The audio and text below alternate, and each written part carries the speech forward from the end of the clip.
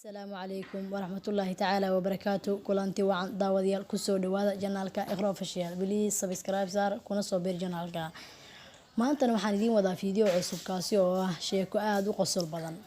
Sheekadan oo dhex martay nin marti ah iyo oday bakhiil ah. Nin bakhiil ah waxa uu wax bixinta ku fiicnaan ayaa waxa uu yimid nin marti ah oo uu aad u qiimeeyo. Wiilkiisii yaraa buu u yeeray oo u sheegay inuu suuqa ka soo iibiyo hilib ugu fiican hilbaha. Wixii uu saacada maqnaadaba wuu soo laabtay isagoon hilib wadin. Odaygii baa yiri war maxaad hilib u keeni weyday? Wuxuu wiilkii ku jawaab celiyay aabe waxaan u tagay hiliblaha oo ku iri hilib ugu fiican hilibka aad hayso keen.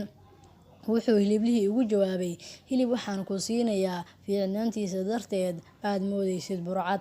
Waxaan isiri buu yiri wiilkii war haday basaas tahay maan burcadka laftiisa soo iibsado.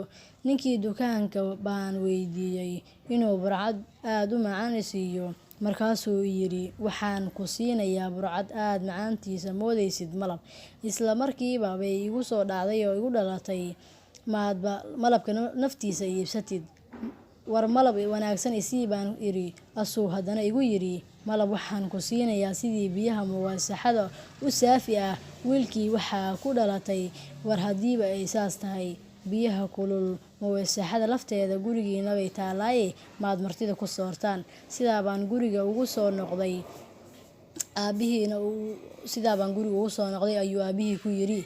Aabihii oo awalba wax bixinta ku adkeyd ayaa wiilkiisii ku yiri allow alle walle aqligana kugu dhalay iyo raganimadaba Allah ku dhaafo. Laakiin marka uu aabihii wiilkiisii ku yiri wax walba waxa inooga daran intii aad suuqa wareegaysay soo kabihii cusbaa ee aan ku soo iibiyay kaama dhamaan taasaaba dib noogu filanee.